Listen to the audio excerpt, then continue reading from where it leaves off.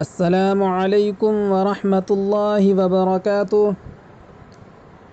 دوستو، ہم اپنے یوٹیوب چینل اسلام ٹوڈے آفیشل میں آپ کا خیر مقدم کرتے ہیں۔ آج کی ویڈیو کا موضوع یہ ہے کہ حضرت حسین رضی اللہ عنہ بیت اللہ اور مسجد نبوی کی نمازیں چھوڑ کر کربلا کیوں گئے؟ تو اس سے پہلے کہ میں اس بات کا جواب دوں، اگر آپ ہمارے چینل پر نئے ہیں تو ہمارے چینل کو سبسکرائب کریں، لائک اور شیئر کریں اور کمنٹ کر کے ہمیں بتائیں کہ آپ کو ویڈیو کیسی لگی۔ تو آئیے دوستو، ویڈیو شروع کرتے ہیں۔ رسول عربی صلی اللہ علیہ وسلم کے پاس سائل آ کے پوچھتا ہے کہ سب سے افضل عبادت کون سی ہے، محبوب ترین عمل کون سا ہے؟ آپ صلی اللہ علیہ وسلم نے فرمایا والدین کی خدمت۔ دوسرے موقع پر دوسرا شخص یہی سوال کرتا ہے، آپ نے فرمایا کہ وقت پر نماز پڑھنا، الصلاۃ لوقتها۔ تیسرے موقع پر کسی نے پوچھا، آپ نے فرمایا جہاد فی سبیل اللہ۔ یعنی سائل کی نوعیت کو دیکھ کر، حالات کو دیکھ کر آپ نے عمل کی محبوبیت کا مدار رکھا۔ وہ بیت اللہ جہاں ایک نماز پر 1,00,000 نمازوں کا ثواب مل رہا ہے، اللہ کی 120 رحمتیں ہر وقت برس رہی ہیں، وہ مسجد نبوی جس میں ایک نماز پر ایک روایت کے مطابق 1000 نمازوں کا اور دوسری روایت کے مطابق 50,000 نمازوں کا ثواب ملتا ہے، وہ ریاض الجنہ ما بین بیتی و منبری روضۃ من ریاض الجنہ، یعنی جنت کے ٹکڑے کو لاکھوں نمازوں کے ثواب کو چھوڑ کر جس مدینہ کے لیے نگاہیں ترستی ہیں، اس کو چھوڑ کر کربلا کے دشت میں جانا، معلوم یہ ہوا کہ اس وقت یہ بڑی عبادت تھی۔ خدا کی راہ میں مٹ جا، خدا کے نام پہ بک جا، خدا کی راہ میں مٹ جا، خدا کے نام پہ بک جا، یہی ایسی تجارت ہے جسے بے خطر پایا۔ بلکہ میں آپ کو نقطہ بتاؤں، حسین ابن علی کو رسول اللہ صلی اللہ علیہ وسلم کی لسان نبوت سے نکلی ہوئی شہادت کی بشارت یاد تھی۔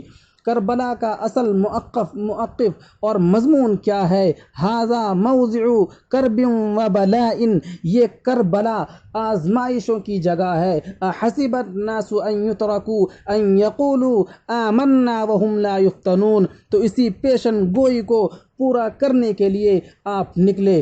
فنا فی اللہ کی تہ میں بقا کا راز مضمر ہے، فنا فی اللہ کی تہ میں بقا کا راز مضمر ہے، جسے مرنا نہیں آتا اسے جینا نہیں آتا۔ اس قیام کا مقصد یہ تھا کہ رسول اللہ صلی اللہ علیہ وسلم نے فرمایا انصر اخاک ظالما او مظلوما، اپنے بھائی ظالم اور مظلوم کی مدد کرو۔ صحابہ نے پوچھا مظلوم کی مدد تو سمجھ میں آتی ہے، ظالم کی مدد کیا ہے؟ فرمایا اس کو ظلم سے روکو۔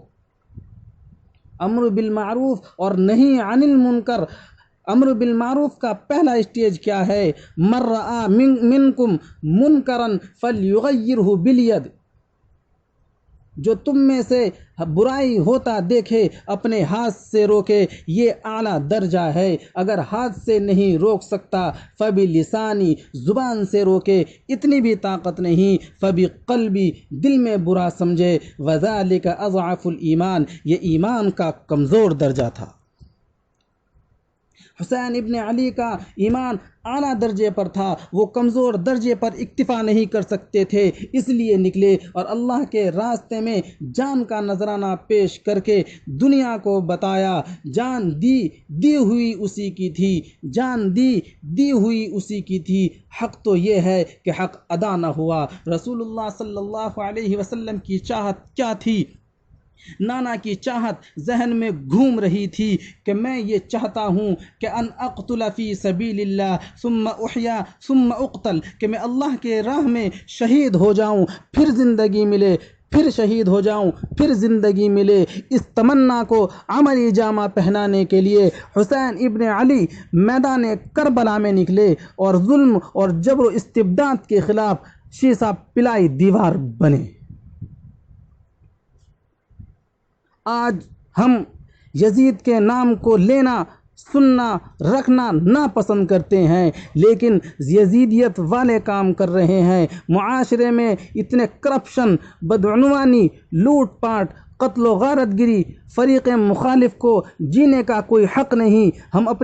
ہماری آنکھیں بد نظری کی مشین بن گئی ہیں، کان غیبت سننے، میوزک سننے کے عادی بن گئے ہیں، گردن اکڑ چکی ہے، ہاتھ سے تکبر کی بو آتی ہے، پاؤں گناہوں کے مراکز کی طرف جا رہے ہیں، ایک دوسرے کو نیچا دکھانے میں امت مصروف ہے۔ خدا را یزید کی